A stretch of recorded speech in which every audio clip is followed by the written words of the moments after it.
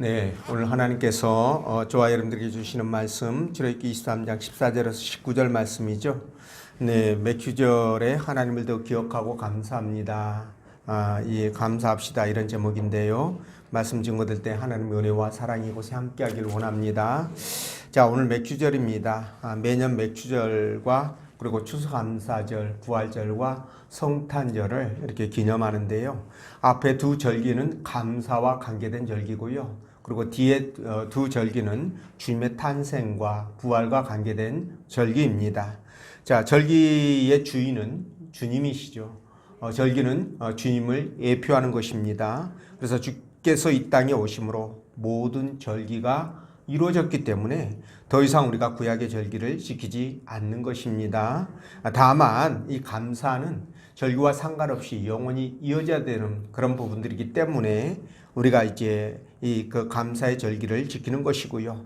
또 주님의 탄생과 부활은 우리 신앙의 근본이지 않습니까? 그래서 우리가 지키는 것입니다. 이를 아시고 맥주 감사주의를 지키면 더 은혜가 되지 않을까 싶습니다. 자, 출애굽기는요, 주전 15세기경에 모세가 하나님께로부터 애굽에서 고통당하는 동족들을 구해내라는 그런 부르심을 받고요. 그들을 구해서 가나안으로 이끌어가는 그 여정 가운데 특별히 애굽에서부터 시내산까지의 기록을 모아놓은 것이 바로 출애굽기다 이렇게 생각하시면 됩니다. 오늘 특히 본문의 말씀은 모세가 시내산에서 하나님께로부터 받은 말씀 중에 절기에 관한 내용이 성령의 감동으로 기록되어 있다라는 것인데요. 오늘 하나님께서 본문의 말씀을 통해서 다음과 같은 세 가지로 우리에게 은혜를 주십니다. 그 첫째가 맥주감사절은 하나님의 은혜를 기억하는 날이고요. 그리고 맥주감사절은 특히 하나님께 감사하는 절기다. 이런 말씀을 드릴 수 있고요.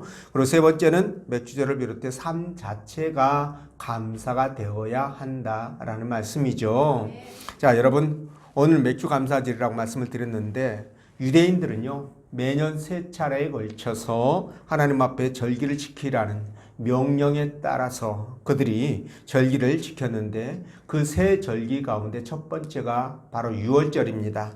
자, 이 유월절은 이스라엘 백성들이 애굽의 노예에서 해방된 것을, 그곳에서 구원받은 것을 기념하여서 7일 동안 누룩 없는 떡을 무교봉을 먹으면서 지켰던 하나님의 은혜에 감사했던 절기가 바로 유월절이고요. 그 다음에 두 번째는 수장절입니다. 이 수장절은 그러니까 가을거지라고 우리가 보면 되겠죠. 이 가을거지는 마치고 양식을 주신 하나님 앞에 감사해서 드리는 절기죠. 특히 이제 가을거지를 하고 난 그 들판 있잖아요. 텅 빈 들판에서 초막을 짓고 7일 동안 초막 안에서 생활을 하면서 자기 조상들이 40년 동안 광야에서 초막을 짓고 살았던 것을 추억하고 그리고 이 땅 삶 자체가 초막과 같은 삶이라는 것을 잊지 않기 위해서 지켰던 절기가 바로 이 초막절이다 이렇게 보시면 되고 물론 수장절, 초막절 또 추수감사절 이렇게 부릅니다. 그리고 세 번째는 맥주절이죠. 이것도 오순절 또는 칠칠절이라고도 부르는데 그 의미는 다릅니다. 근데 유월절이 지난 다음 7주 후에 보리나 밀을 수확하잖아요. 그럼 그 첫 것을 하나님 앞에 드리면서 지켰던 절기인데 그 열매를 첫 열매를 볶아서 빻아서 볶아가지고 거기에 기름과 유황을 섞어 불로 태워가지고 하나님 앞에 올려드리는 그런 이제 절기죠. 그래서 양식을 주신 하나님께 이 맥주절은 수장절은 가을거지라고 한다면 맥주절은 봄거지다 이렇게 보시면 되겠습니다. 그렇게 해서 지키는 절기죠. 자, 하나님께서 이 세 개 절기를 지킬 것을 명령하셨는데 오늘날은 유월절 지키지 않는 거죠. 아까 말씀드린 것처럼 그리스도가 오심으로 말미암아 다 성취를 했기 때문에 그래요. 그분이 우리를 죄에서 구원하셨지 않습니까? 그래서 의미가 없어진 거죠. 다만 맥주절과 수장절은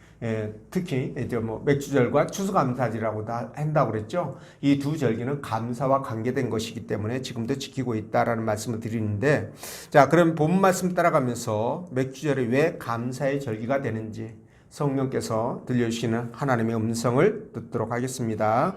자, 첫째로 맥주감사절은 하나님의 은혜를 기억하는 날이다 라는 말씀인데 14절 말씀 읽어봅니다. 시작. 너는 매년 3번 내게 절기를 지킬지니라. 아멘. 자, 여러분, 사람이 악할 때가 언제일까?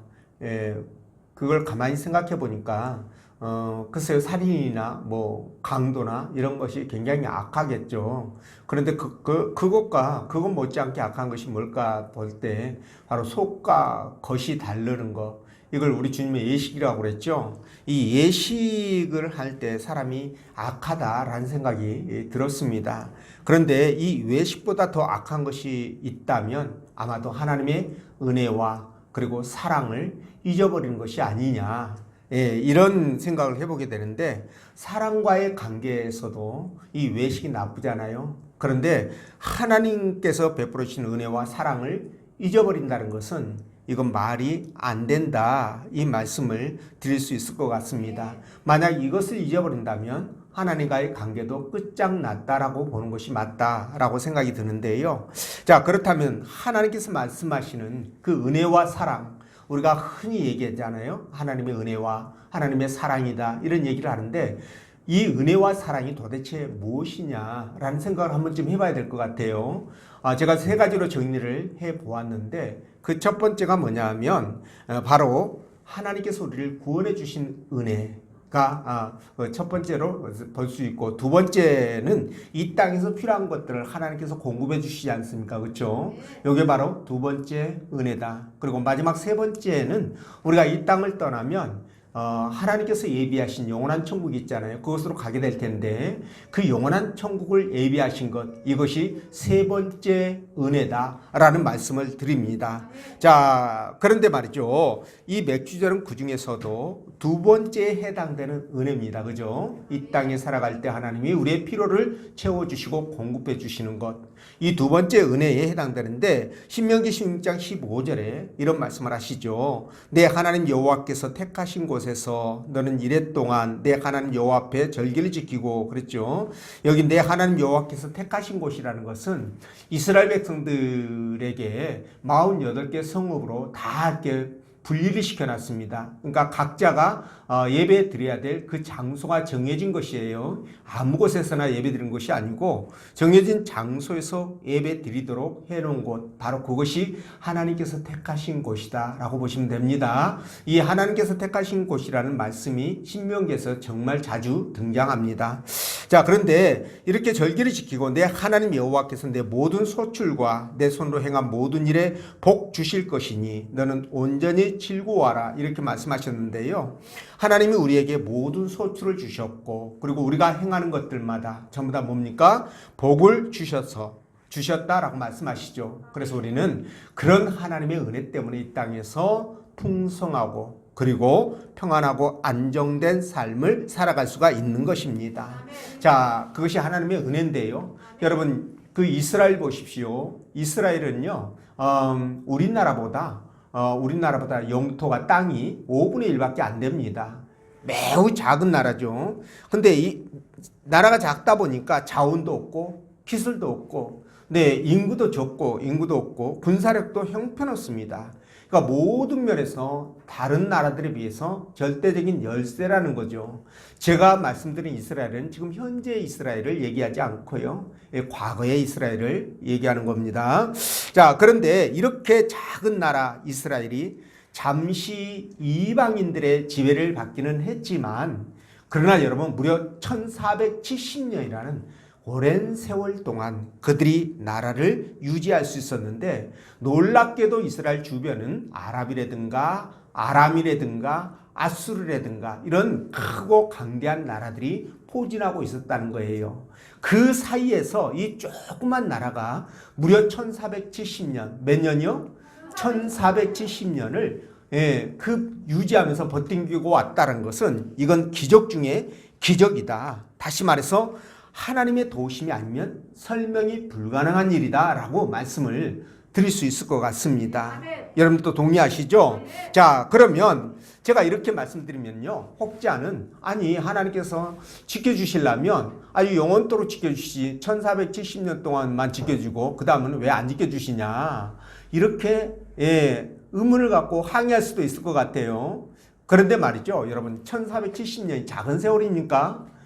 그 수많은 강대국들 사이에서 그 조그만 나라가 이 1470년이라는 세월을 보냈다는 것은 이건 어마어마한 일입니다, 여러분. 어마어마한 일이에요. 여러분, 그 초강대국이었던 바벨론도 불과 70년밖에 가지 못했습니다. 아시잖아요, 그죠? 근데 이 1470년이라는 세월이 작은 세월이 아니라는 것을 먼저 말씀을 드리고, 자, 그럼에도 하나님이 지켜주지 않고 그들을 멸망으로 이끌었던 것은 뭐냐? 바로 이스라엘 백성들 때문이에요. 그들이 말이죠, 하나님의 은혜에 감사하기는커녕 하도 하나님을 배신하고 막 살아가지고, 그죠? 막 살아서 막 살다가 무슨 이름 같아요, 누구? 막 살아가지고 하나님께서 결국 그들을 버리신 결과입니다. 그래서 예레미야 21장 7절 보면 여호와의 말씀이라 그 후에 내가 유다 왕 스디기야와 그의 신하들과 백성과 및 이 성읍의 전염병과 칼과 기근에서 남은 자를 바벨론의 느부갓네살 왕의 손과 그들의 원수의 손과 그들의 생명을 찾는 자들의 손에 넘기리니 누굴 넘긴다고요? 이스라엘을.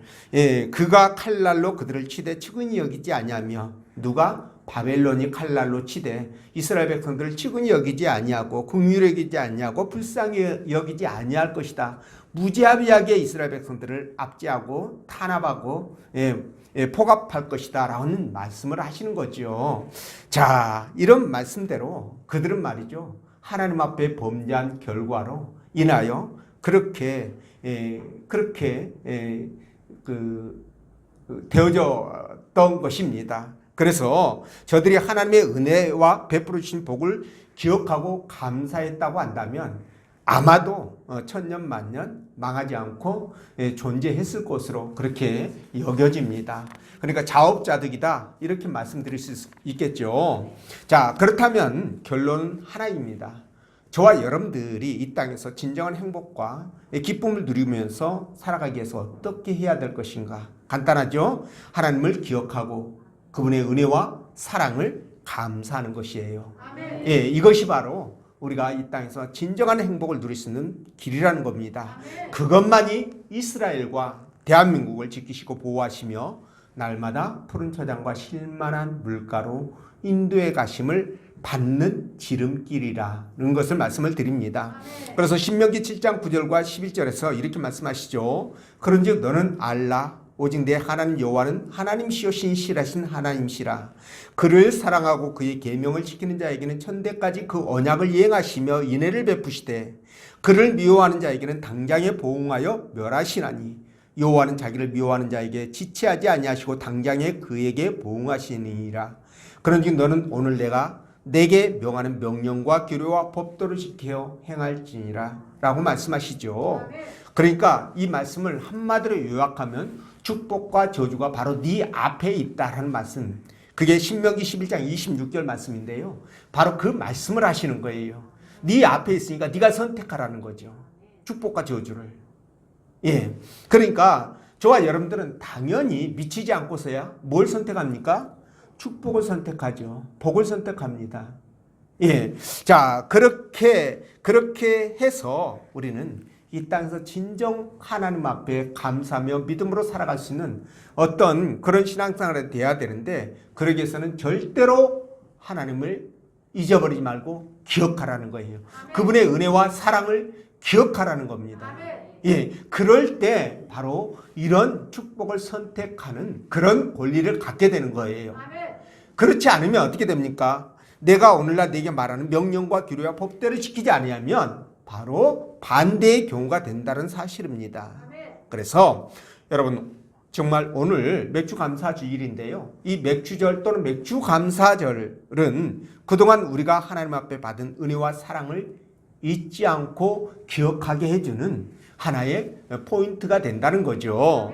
그러니까 그런 것들을 생각하면서 여러분들이 정말 날마다 하나님의 은혜와 사랑을 기억하며 살아가는 여러분 되시기 바라고요. 자, 두 번째, 맥주절은 특히 하나님께 감사하는 절기라고 말씀드렸죠. 16절 읽어봅니다. 시작. 맥주절을 지키라. 이는 내가 수고하여 밭에 뿌린 것에 첫 열매를 거두미니라. 수정절을 지키라. 이는 내가 수고하여 이룬 것을 그날의 밭에서부터 거두어 자랑하니라. 아멘. 자, 본절에서 하나님 맥주절과 수장절을 지키라고 하셨죠. 자, 이 절기는 둘 다 수확과 관계되는 것이다 라는 말씀을 드렸습니다. 자, 그런데 본문에서 네가 수고해서 밭에 뿌린 첫 열매를 거둘 것이라 이렇게 말씀했죠. 네가 수고해서 밭에 뿌린 첫 열매를 거둘 것이다. 이 말씀을 언뜻 생각하면 아니 내가 열심히 수고해가지고 밭에 뿌린 첫 열매를 거두었는데 아니 하나님 앞에 감사를 왜 하냐라고 생각할 수 있다는 거죠. 그죠?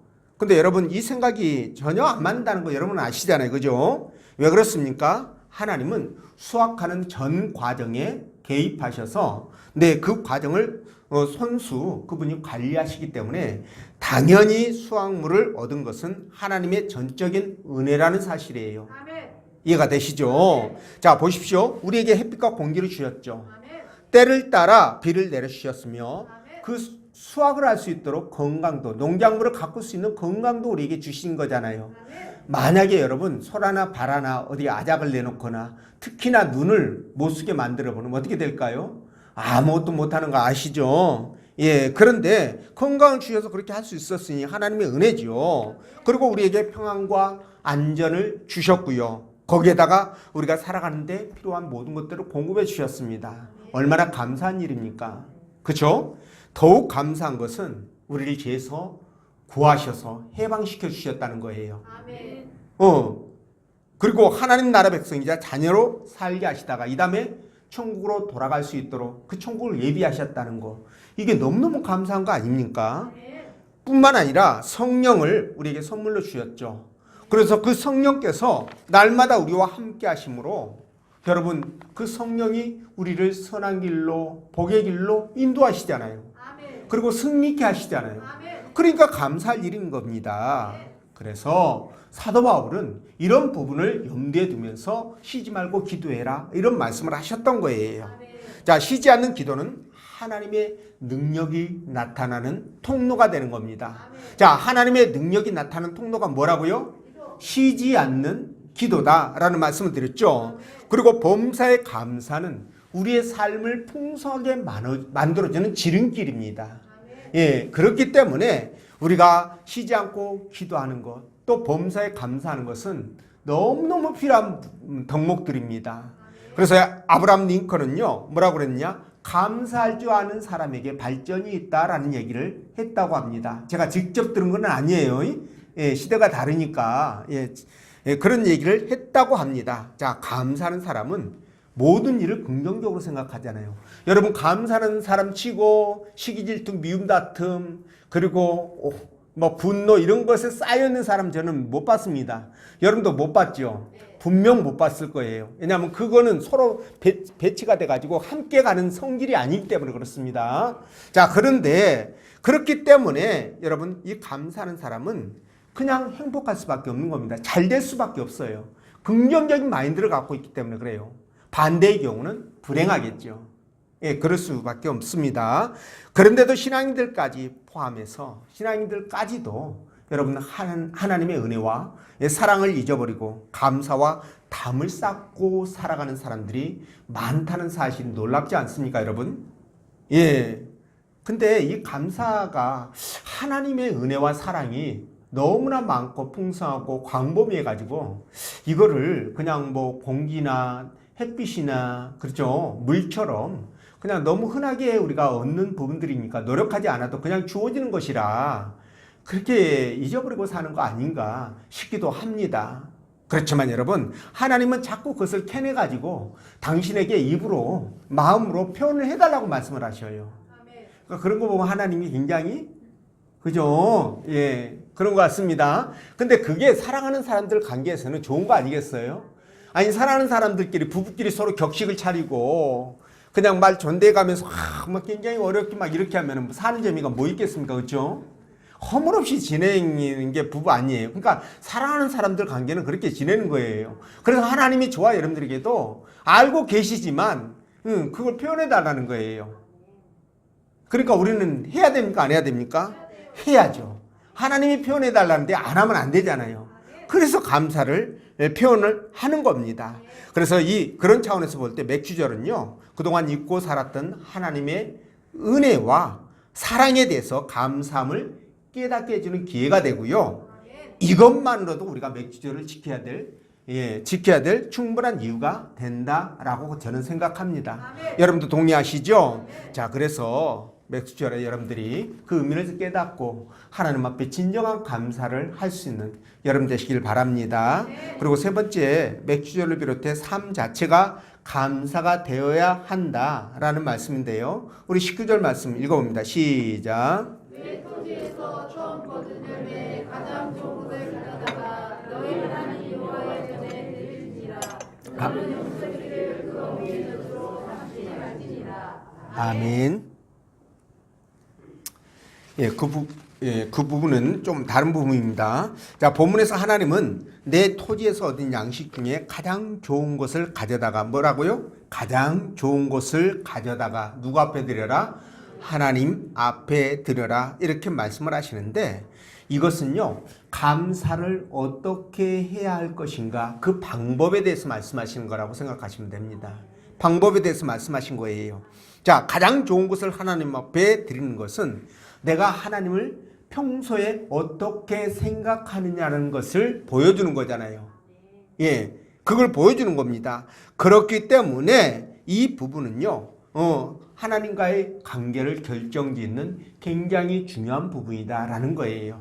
여러분, 우리가 흔히가 아니라 우리가 망각하기 쉬운 게 있습니다. 그게 뭐냐면 하나님을 우리가 흔히 만홀히 여긴다라는 말을 하잖아요. 그런 잘못에 빠질 우려가 있다라는 거예요. 그러니까 하나님께서는 뭐 다 아시니까 이렇게 생각하고 함부로 하나님에 대해서 하나님 말씀하시는 것에 대해서 그냥 우리가 그냥 지나쳐버리고 뭐 의식하지 않거나 그렇게 하는 경우가 많거든요. 근데 그거는 잘못된 것이다라는 말씀을 드립니다. 하나님은 저와 여러분들에게 경배를 받길 원하시고 감사하는 말을 듣기를 원하셔요. 행동을 보길 원하십니다. 그런데 여기서 뭐라고 말씀하십니까? 가장 좋은 것이라고 꼭 집어서 말씀하시잖아요. 그러니까 하나님을 섬기고 예비하고 경외할 때, 그분에게 감사할 때는 최상의 것이에요.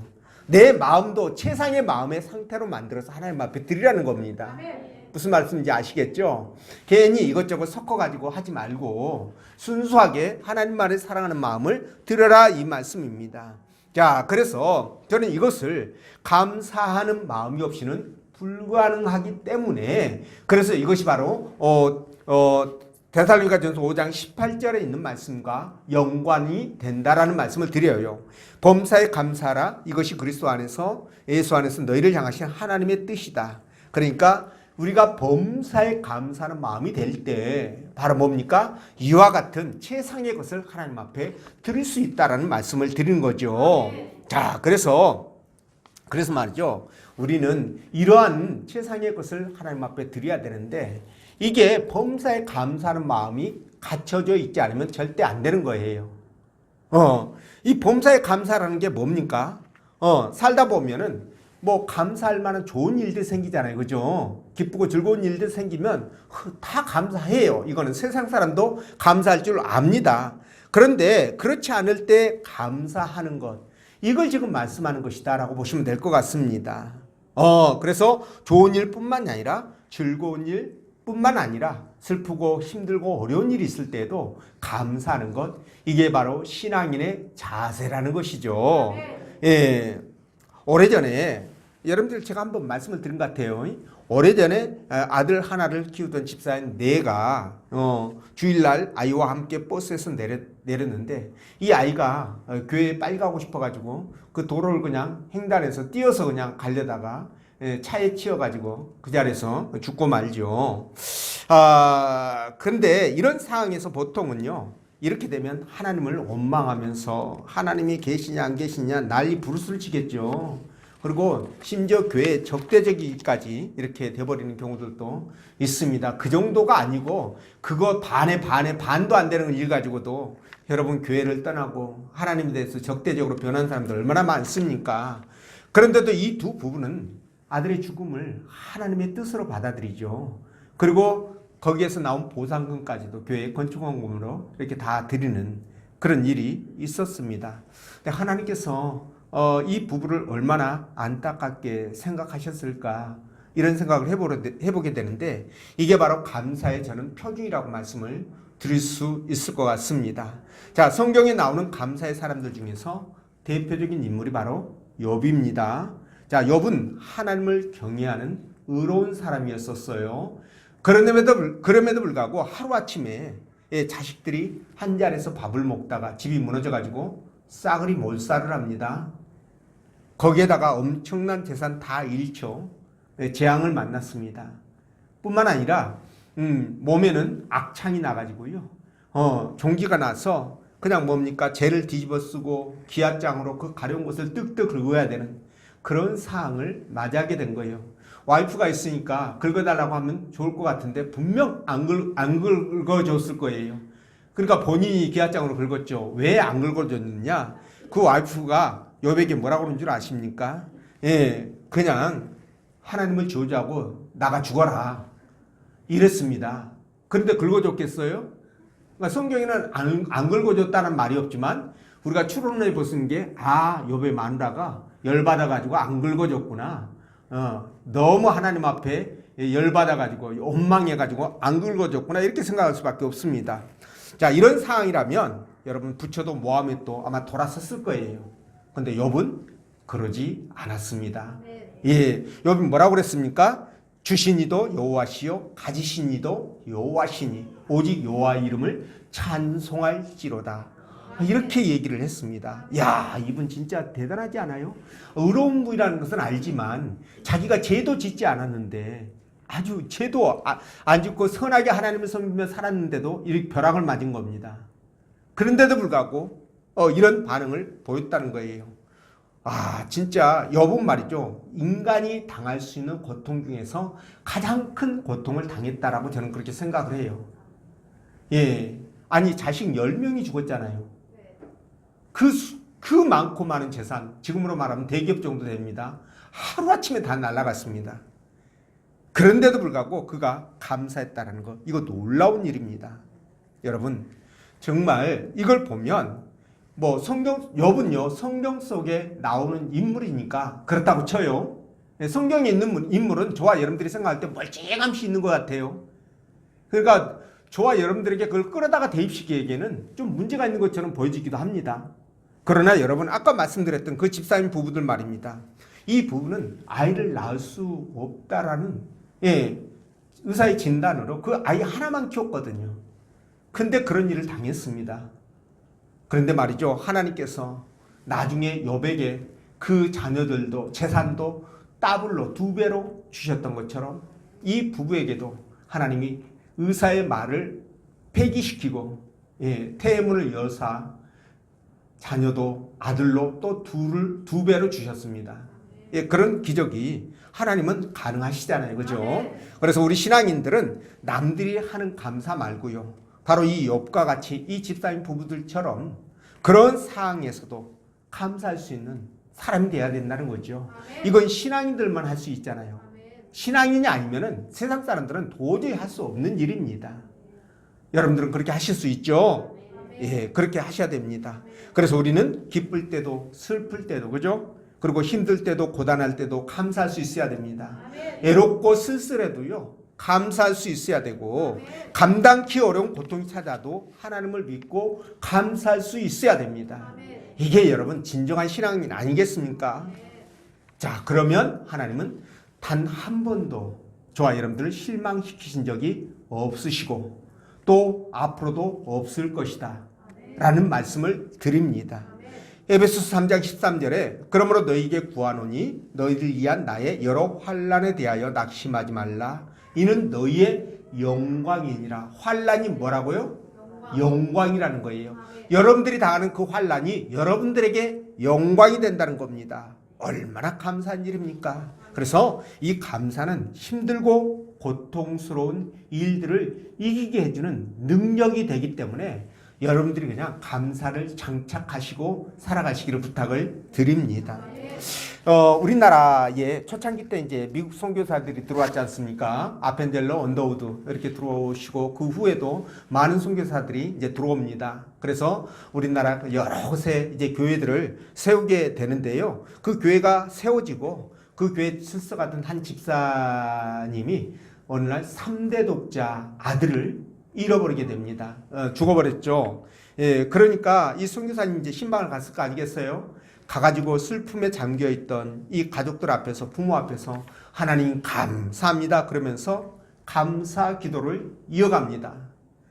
그러자 기도가 끝나고 나서 이 부모가 기가 막혀가지고 아니 3대 독자가 죽어가지고는 이 난리인데 너무도 슬픈데 아니 목사님 무슨 감사를 한다고 그렇게 막 그렇게 합니까? 하면서 면박을 줬겠죠. 아마 열불 냈을지는 모르겠어요. 예, 근데 선교사님이 뭐라고 그랬냐면 그래도 오늘 감사할 이유가 있어서 감사했습니다. 그러면서 이야기를 하는데요. 그 첫 번째가 뭐냐? 바로 뭡니까? 이 아이가 죽어서 천국에 갔을 것이 확실하니 감사하고 어딜 갔으니까? 천국 갔으니까 감사하고 그리고 두 번째는 잘하면 죄를 많이 짓게 될 거 아니겠어요? 그런데 죄를 안 짓고 죽어서 그것 또한 너무 감사하고 그리고 세 번째 보통 많은 사람들이 불쌍하게 어렵게 살다가 죽는데 이 아이는 부잣집에서 그렇게 호강하며 살다가 죽었으니까 감사합니다 이렇게 얘기를 했답니다. 그러니까 그 부모가 이 얘기를 듣고 열을 더 냈을까요? 아니면은 위로를 받았을까요? 그렇죠. 예, 약간 이상하지 않고서야 위로를 받는 게 정상입니다.